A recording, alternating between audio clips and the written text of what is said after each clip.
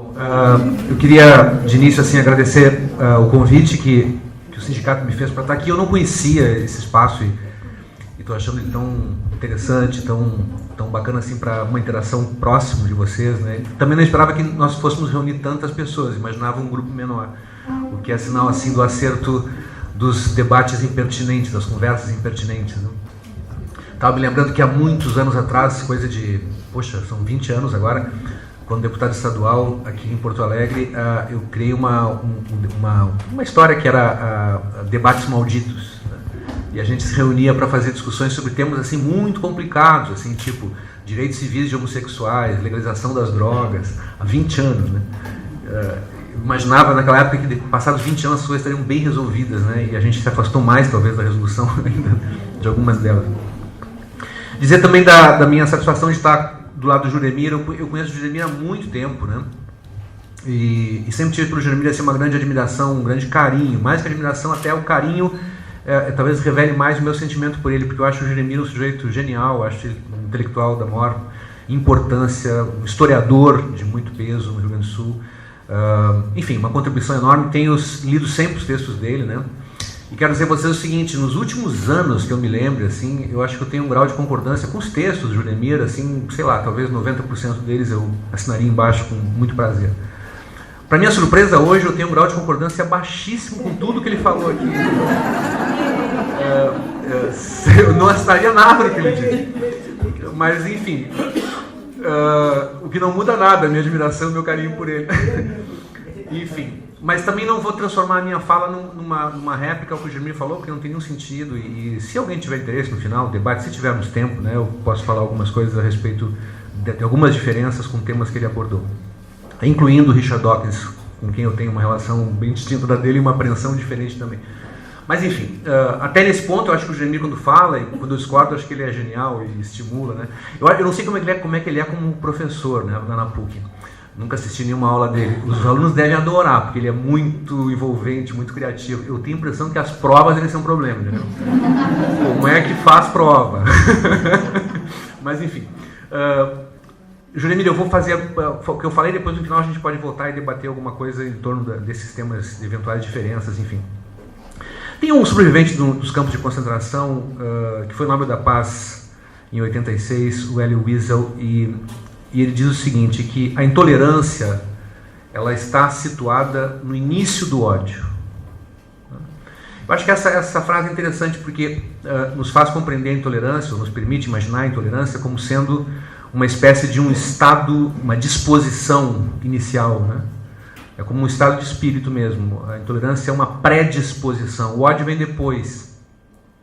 O ódio ele é uma espécie de uma escada que a gente vai subir ou não, né? Ou vai subir até certos degraus ou não. O complicado dessa escada, que é o ódio, é que depois que a gente sobe é difícil descer, né? Porque ele deflagra um conjunto de reações, de outros mecanismos. Tudo na vida em sociedade, toda a nossa experiência social, ela tem que ser compreendida sempre em termos relacionais, né? Tudo que a gente faz provoca algum tipo de reação, tudo aquilo que toda intervenção feita, ela interage com um conjunto infinito de outros sujeitos e nesse conjunto de interações sociais as coisas vão se construindo muito distante daquilo que a gente imaginava, né? Ganhando novos significados, nos empurrando para certas posições. E o ódio é uma dessas dinâmicas que ganha uma vida própria, né? A gente nota isso muito nas guerras, por exemplo, né? O grau de selvageria, o tipo de atrocidades que se cometem, que seriam inimagináveis em tempos de paz e que, por conta daquela dinâmica, né, de destruição, acabam alcançando níveis impressionantes. Muito bem. Isso significa o seguinte, que para vencer o ódio é preciso evitar que ele comece. Então o tema da prevenção ele é muito importante aqui. Quer dizer, o que podemos fazer para evitar circunstâncias ou os cenários que são mais propícios ao desencadeamento dessa dinâmica de ódio, né? Por isso o debate sobre a intolerância me parece assim, uma escolha muito oportuna, muito importante nesse momento. Quais são as circunstâncias que nós poderíamos discutir que favorecem a emergência do ódio, né, e que estão, portanto, correlacionadas à intolerância como um fenômeno social, político, cultural? Eu acho que são várias, tem muitas, né? Eu não teria condições de descrevê-las todas. Algumas nós conhecemos, outras talvez nem suspeitemos. Mas eu diria assim que duas são muito comentadas, duas são muito fortes, talvez sejam as duas circunstâncias mais fortes na origem desse fenômeno que é a intolerância. A intolerância é um fenômeno aprendido. Ele é um fenômeno social, as pessoas não nascem intolerantes. Aliás, é interessante, as crianças, embora elas possam ser até perversas num certo momento, porque não têm certos valores, etc., mas elas, por não terem nenhuma referência teórica mais consolidada, elas são muito tolerantes.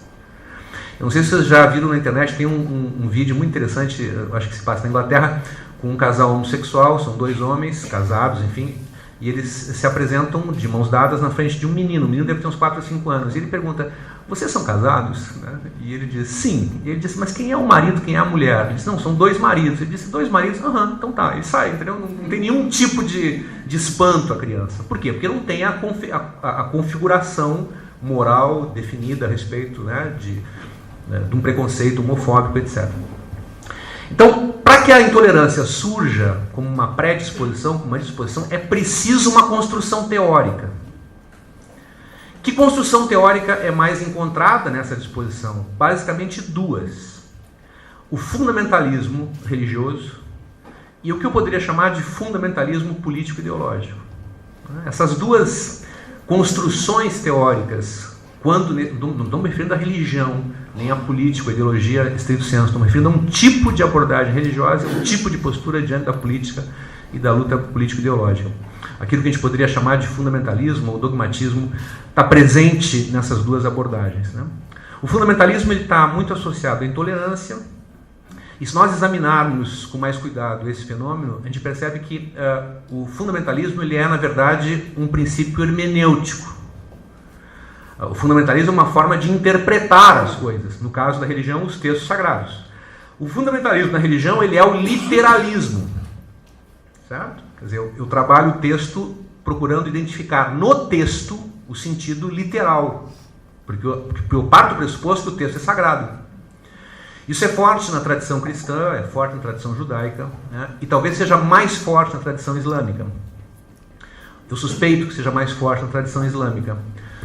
Especialmente porque o mundo muçulmano acredita no fenômeno da inlibração.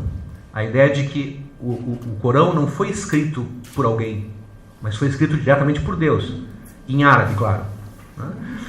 E essa é a razão, inclusive, pela qual não se pode traduzir, né? Quer dizer, a ideia de tradução pode ser criticada por algumas vertentes muçulmanas.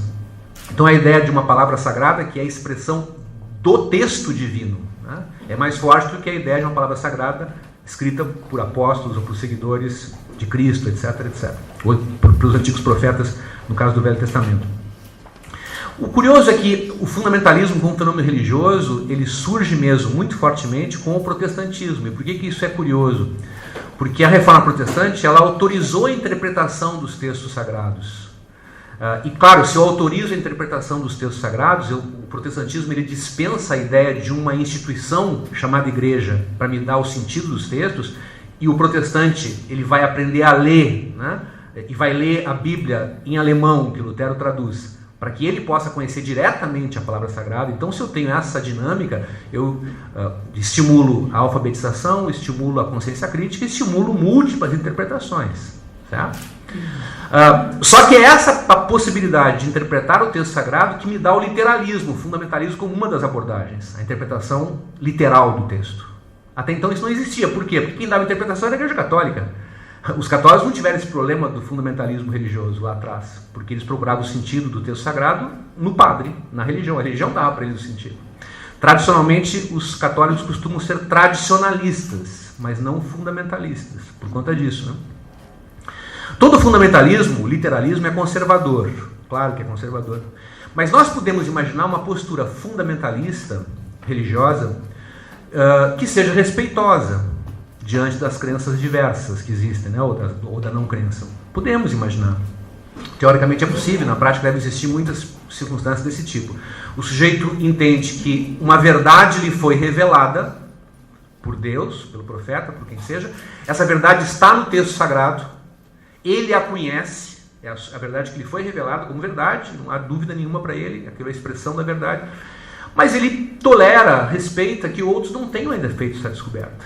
E convive bem com os infiéis, com os ímpios, entendeu? Com os ateus, etc., sem problema nenhum. Isso é perfeitamente possível. Então, do fundamentalismo não deriva necessariamente uma postura intolerante. É possível alguém ser fundamentalista e não ser intolerante. Estou dizendo é possível, em tese. Na prática, o mais comum é que as posturas fundamentalistas sejam intolerantes. Mas aí elas são já outra coisa. Já não são mais só fundamentalistas. O nome que se usa para isso na literatura internacional é a postura integralista. É curioso porque no Brasil nós não usamos esse conceito de integralismo. As razões eu acho que são óbvias. Do ponto de vista histórico, o integralismo significa um movimento político dos anos 30, do Plínio Salgado, né, baseado na doutrina social da Igreja Católica. Né. Há, portanto, um fenômeno político no Brasil que marcou muito essa expressão, integralismo. Agora, se eu só me procurar a expressão inglesa, integralism, vocês vão ver que essa ideia é a ideia muito particular de uma concepção religiosa que entende que o núcleo da religião deve ordenar a vida política e social.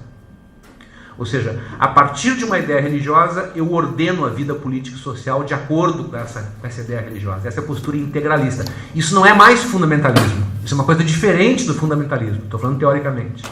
Como eu expliquei antes, é possível ser fundamentalista sem ser integralista. Sem querer que o outro se submeta à vontade que eu tenho de um mundo justo, bom, né, decente, de acordo com a palavra divina. No Brasil, nós temos perspectivas integralistas em curso. Fortes. Curiosamente aqui, elas são muito fortes, não sei se curiosamente, não sei se isso está em todo mundo, mas na América Latina certamente elas estão crescendo muito entre os evangélicos. Então há um fundamentalismo evangélico conhecido e uma perspectiva integralista de movimentos evangélicos muito fortes. Essa perspectiva parte do seguinte princípio: há uma verdade que me foi revelada. Essa verdade eu tive acesso a ela, muitas pessoas lá fora não sabem dessa verdade e o meu papel é impor esta verdade a todos os outros. Essa é evidentemente uma fonte de intolerância.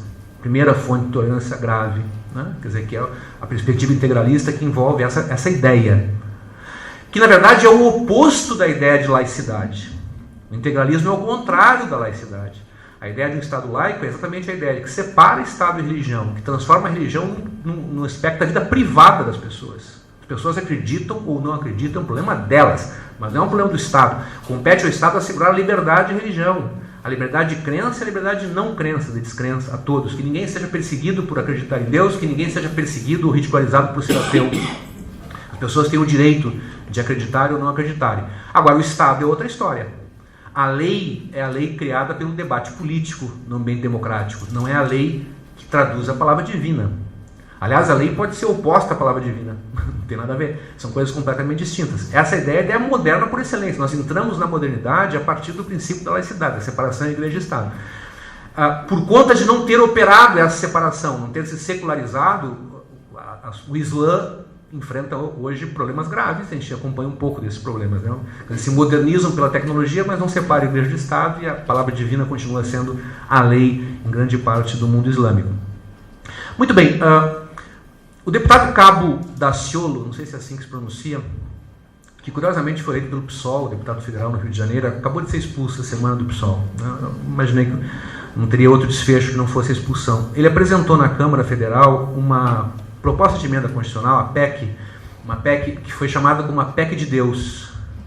E o que ele propõe é o seguinte: a formulação do parágrafo único do artigo 1º da Constituição Federal diz assim: todo o poder emana do povo em seu nome exercido. Aí ele propôs que substitua isso para a seguinte formulação: todo o poder emana de Deus, que o exerce diretamente ou por meio do povo. Eu acho que esse é um exemplo que simboliza bem a perspectiva integralista, né? Eu sou ateu. Esse cara está propondo uma proposta para a Constituição brasileira, que é a lei que regula toda a vida de todos nós, e ele vai me obrigar, se isso for aprovado. Claro que não vai. Essa emenda é inconstitucional, né? Ela não pode ser votada, ela contraria o princípio da laicidade, ela é inconstitucional, claramente inconstitucional. Se por acaso a Câmara votar e aprovar isso, o STF caça no outro dia, porque ela é inconstitucional. Ainda bem. Mas enfim, mas se isso fosse aprovado e estivesse valendo, eu estaria sob a norma de reconhecer obrigatoriamente que todo o poder emana de Deus, ele pode exercê-lo diretamente ou me usando. E o cara teria me obrigado a isso. É inaceitável isso, é intolerável essa perspectiva integralista, né? Porque ela é intolerante diante da diferença. Então esse é o primeiro problema. Há muitos outros exemplos, né, pessoal? Não vou me estender com exemplos, mas só para referir para vocês a PEC de redução da idade penal, que propõe a redução da idade penal para 16 anos, que é uma coisa muito curiosa, né? Porque a gente, se eu perguntasse para você assim, me deem uma instituição no Brasil, só uma, que seja um exemplo assim, de uma coisa que não funciona, de um negócio que transforma as pessoas numa coisa pior do que elas já são. Me deem um exemplo de uma instituição que é um fracasso, do começo ao fim, que não tem nenhuma forma de recuperar as pessoas. Vocês pensariam, prisões.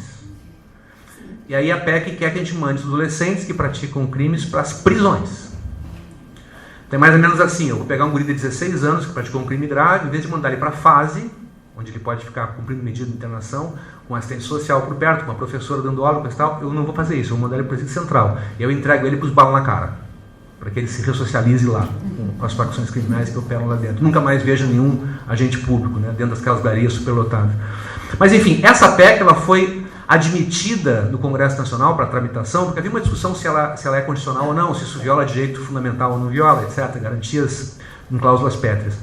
Então, superada essa discussão, a maioria entendeu que sim, que ela pode ser objeto de votação, foi admitida a tramitação, ela tramitando vai ser votada. O discurso de justificativa da PEC, não guardei o nome do deputado do PP, que apresentou em 1990 e poucos, muitos anos tramitando lá. Ele diz assim, o moço hoje, moço é bom, né?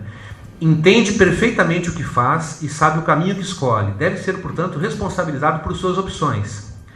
Aí ele lembra o profeta Ezequiel, do Velho Testamento. Cita, a uma certa altura no Velho Testamento, o profeta Ezequiel nos dá a perfeita dimensão do que seja a responsabilidade pessoal. Não se cogita nem sequer da idade. A alma que pecar, essa morrerá. Há mais duas citações na justificativa bíblicas. Uma citação do rei Davi, que em que pese fosse muito jovem, sabia atacar o inimigo do seu rebanho, e uma citação do rei Salomão, que do alto da sabedoria dizia, ensina a criança no caminho que deve andar, e ainda quando for velha, não se desviará dele. Isto é intolerável. Por que é intolerável? Porque a perspectiva religiosa é um direito dele, como cidadão, como pessoa, mas quando eu discuto uma proposta à Constituição brasileira, quando eu discuto uma lei, isso aqui não pode estar presente. Porque com a religião eu não tenho possibilidade nenhuma de debate. Como disse Juremir, a pessoa que acredita, ela crê. E quem crê, crê. Quem não crê, não crê. Na perspectiva religiosa, o debate em si mesmo já é pecaminoso. Porque aquele que questiona a crença já está imerso no pecado. Então, por isso é uma contradição fundamental entre crença e entre política. A política é o espaço do debate, a política é o espaço da razão, ou das melhores razões. Aquele que no espaço público oferece as melhores razões, se presume, tem a mais chance de convencer as pessoas de que a sua posição é melhor. Ou então, quando isso não é possível, no debate político as pessoas formam compromissos, elas formam acordos. Abrem mão de certas posturas, o outro lado abre mão de certas posturas e se combina alguma coisa para que um certo impasse seja superado. Então, o espaço do debate político não é o espaço da crença. E se ele for o espaço da crença, nós voltamos à Idade Média. Nós recuamos para antes da modernidade.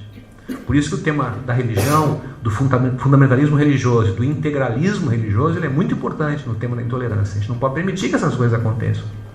Tem que separar, manter separado. Claro, respeitar qualquer tipo de crença naquilo que não envolva violação à legislação, aos direitos fundamentais, etc.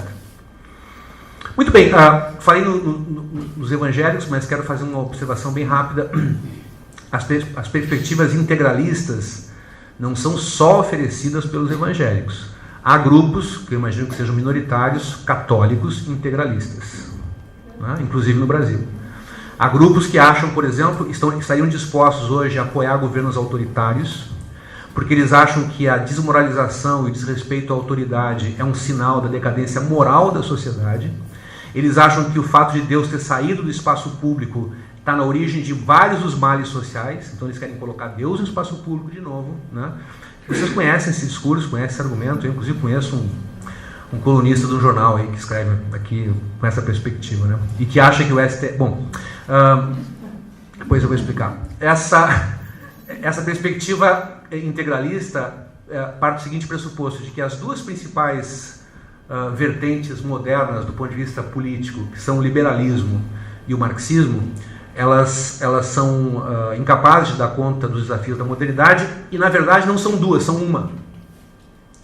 É por isso que essa pessoa que eu conheço como um integralismo católico, ele acha que o STF é um soviet, né? Porque a postura liberal, né, já é uma postura igual à postura marxista, é subversiva, etc, etc, etc. Então, é um pouco daí essa discussão. Muito bem, o fundamentalismo nessa versão integralista é o primeiro cenário da intolerância, propício à intolerância. Há um segundo cenário, e o segundo cenário é aquele oferecido pelas ideologias totalitárias, né? Nesse ponto, as versões mais banalizadas ou mais operantes, vamos dizer assim, para fazer justiça ao Marx, né, do marxismo, respondem por grande parte assim, desse cenário favorável à intolerância. Qual é a ideia básica? Eu acho que isso vem um pouco da filosofia da história do Marx. Essa ideia que o Marx chegou a imaginar no seu tempo, isso é perfeitamente compreensível. Você sabe que o Marx dedicou o Capital ao Darwin, né? Ele achava que e o Darwin não aceitou a dedicatória, né, por preconceito, etc., contra os comunistas. Naquela época era uma coisa meio assim, arriscada ter qualquer proximidade.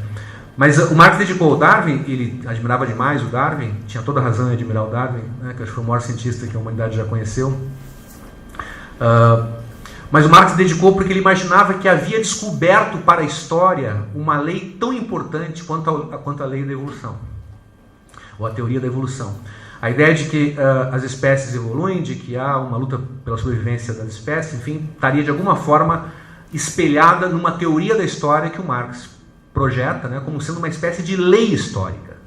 E essa lei ela vai ter, você sabe, enfim, essa contradição fundamental entre o desenvolvimento das forças produtivas e as relações sociais de produção. A ideia de que as forças produtivas crescem sempre, elas precisam crescer sempre, e há um certo momento onde as relações sociais de produção, basicamente a legislação que opera numa certa etapa histórica, amarra esse desenvolvimento das forças produtivas.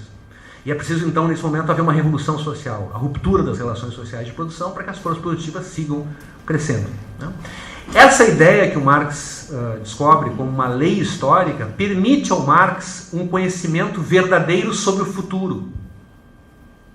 Vocês notem que coisa complicada isso, porque não há nenhuma verdade escrita no futuro. O futuro é, por definição, aquilo que não é. Então, se eu projeto a ideia de futuro a partir de uma noção de verdade escrita no futuro, eu só posso sustentar isso como mito, como uma visão quase religiosa.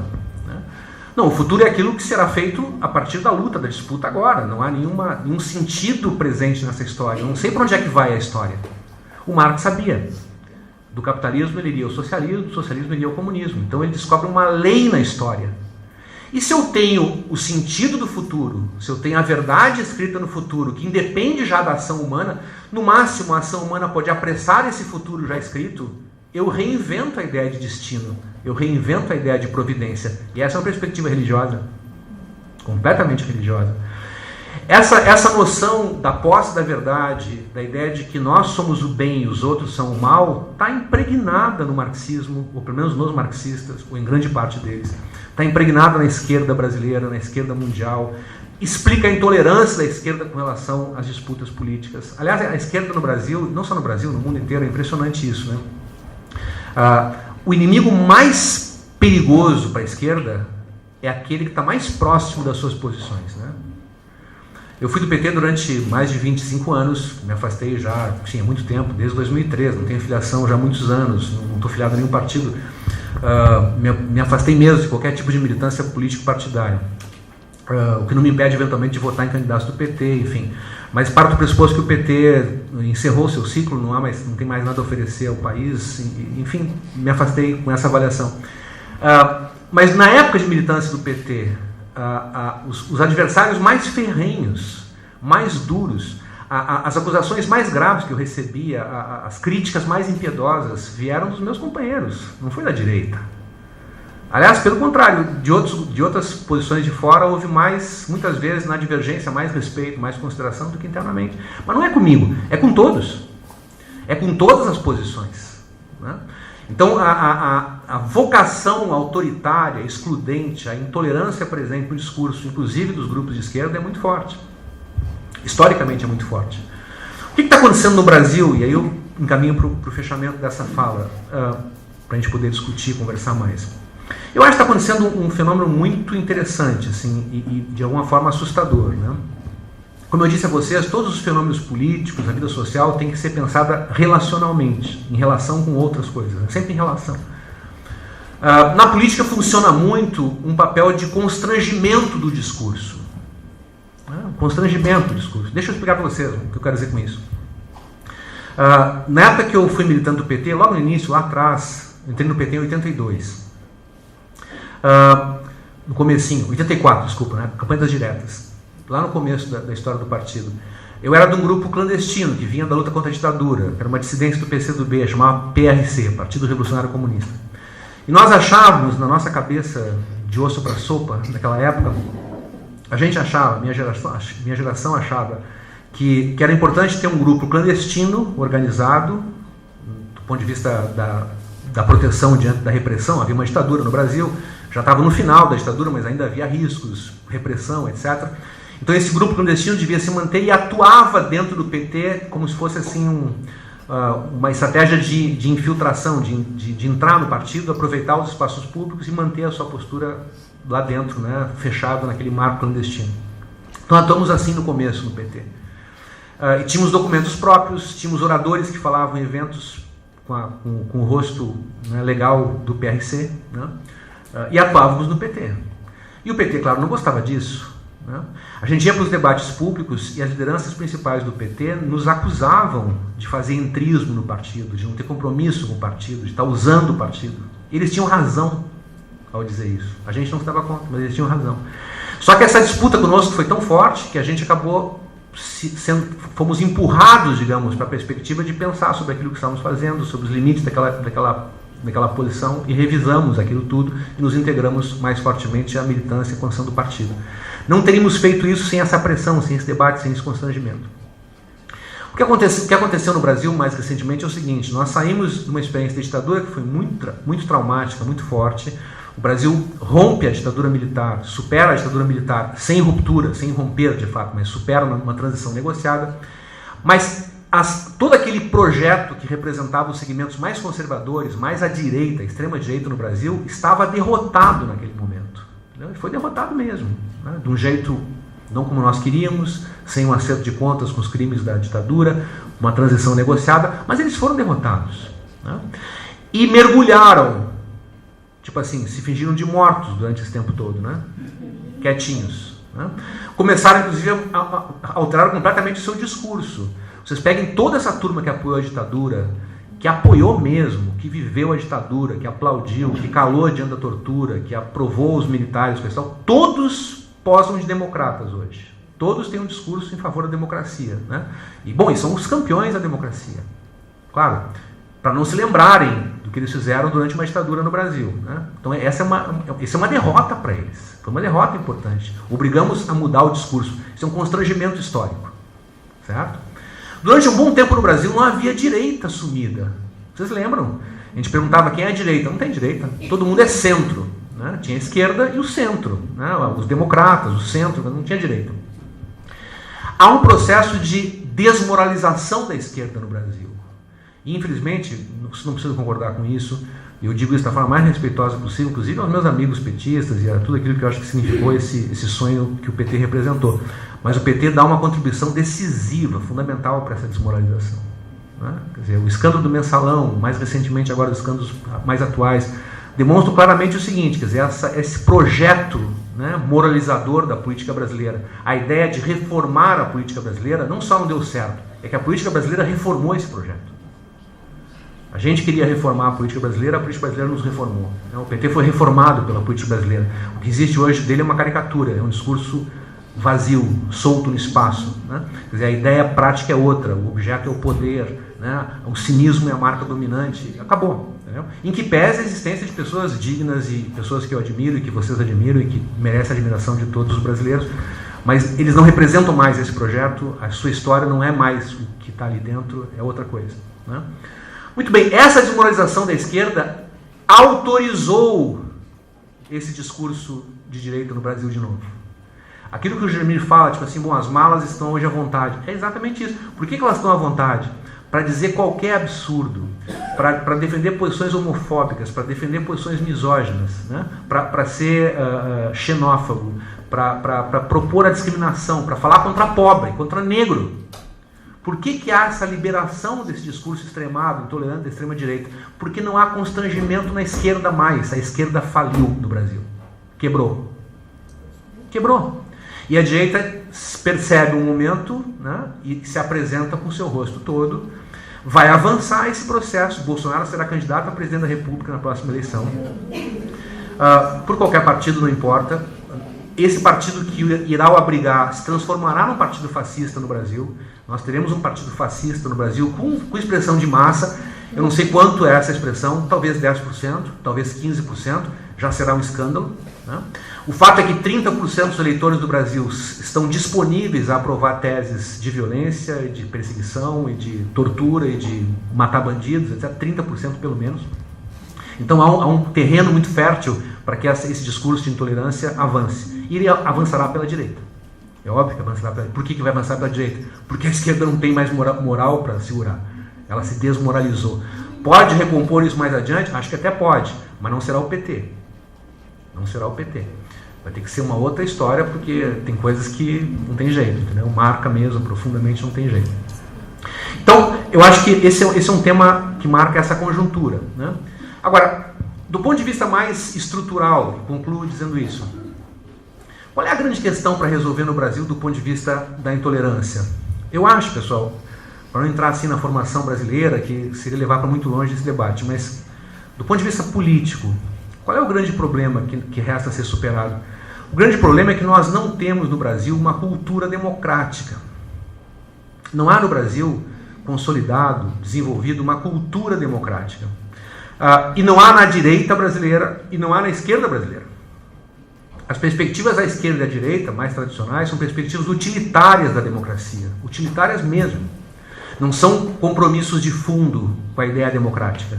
Essa ideia de que, há um tema importante de política pública. Qual é o procedimento? Eu vou colocar em debate na esfera pública, vou permitir que a população se mobilize, que haja um grande debate em torno disso. Vamos, a partir daí, aprofundar essa discussão, né? Para lá adiante, poder definir uma política pública que seja fruto desse protagonismo social. Não se propõe isso no Brasil. E a prova mais evidente disso, eu desafio vocês a lembrar aqui, de alguma proposta de política pública que os partidos brasileiros tenham lutado nos últimos anos. Os partidos de esquerda, por exemplo. Qual é a luta que tem acontecido na última década no Brasil em torno de uma política pública proposta por um partido de esquerda? Não há luta por reformas, não há luta por política pública nenhuma. Quando muito uma resistência, quando muito uma disputa eleitoral, etc. Mas não uma proposta, né, de longo prazo, de debate, discussão, etc. Então, nós vivemos no Brasil um paradoxo, que é o seguinte. Nós vivemos numa democracia, claro que vivemos numa democracia. O Brasil tem hoje 30 anos de uma experiência democrática, é a mais longa experiência democrática da história da República, são 30 anos seguidos, nunca tivemos tanto tempo de experiência democrática. Então, estamos vivendo uma época privilegiada nesse particular. 30 anos de democracia, parece tão pouco, né? Mas é o máximo que o Brasil já teve. E ao mesmo tempo nós vivemos a experiência de uma democracia sem política, porque não se debate política nesse ambiente democrático. Há disputas eleitorais de poder, e são disputas de soma zero. Alguém tem que ganhar e alguém tem que ser derrotado. Então a minha estratégia é como é que eu derroto o outro. E o outro pensa, como é que eu derroto esse cara? E eles vão para o debate não para produzir política pública, não para travar discussão sobre ideias, mas para derrotar o outro. E aí vale tudo. Vale tudo. O que o PT fez com a Marina na última eleição é imperdoável. É imperdoável. Eles destruíram a Marina. Eu apoiei a Marina, não estou falando aqui sem ter posição, votei nela nas últimas 2 eleições, por várias razões. A mais importante é que ela é minha amiga, e eu sei que ela é uma pessoa brilhante, honesta, dedicada e séria. Tenho 1000 divergências com ela. A primeira delas, a mais importante, é que ela é uma pessoa profundamente religiosa, o que não faz dela uma pessoa pior, pelo contrário, né? É uma pessoa muito boa. Talvez até por isso, né? Não sei. Ou apesar disso, não sei. Mas eu gosto muito dela e apoiei nas 2 eleições por conta de concordâncias importantes com o programa dela, em que pese as diferenças importantes que eu tinha. Mas não foi pelas diferenças que a Marina foi derrotada. Não foi por um debate político que apontou limitações no seu programa. Foi por especulação, foi por intolerância, sacanagem. Qual era a principal acusação? Que a Marina era ligada a um banco. que ia entregar o Brasil na mão dos banqueiros. Se descobre agora que o problema era de concorrência, porque não era o Itaú, era o Bradesco que assumiu agora com a Dilma. Né? Então, quer dizer, tudo aquilo que se atacava os candidatos de que eles iam fazer chegar ao seu poder, foi ganhar e fazer o que ela atacava os outros. O que é isso? Então, a crise política hoje ela é também uma crise de legitimidade desse discurso. Porque ele não engana ninguém, a não ser quem quer ser enganado. Né? Quem quer ser enganado, bom, está no seu direito de ser enganado também. Fazer o quê? Mas não pega mais. Entendeu?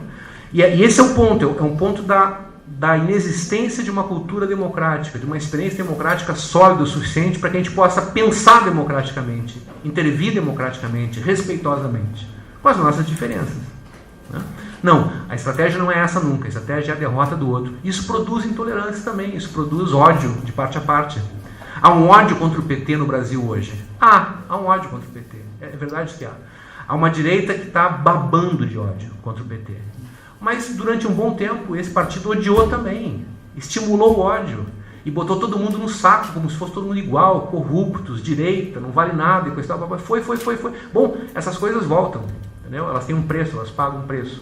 Então nós estamos vivendo essa etapa, digamos assim, de uma polarização absurda, que não é uma polarização em torno de ideias para o Brasil, não se está discutindo saídas para o Brasil, está se discutindo estratégia de poder e a ideia de destruir o outro. Né? Então, dos dois lados dessa polarização, um quer destruir o outro. A gente não pode entrar nesse barco. Né?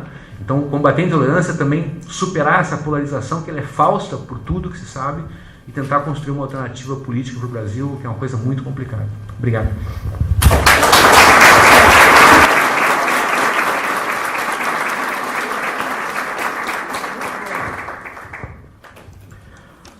Obrigado ao Marcos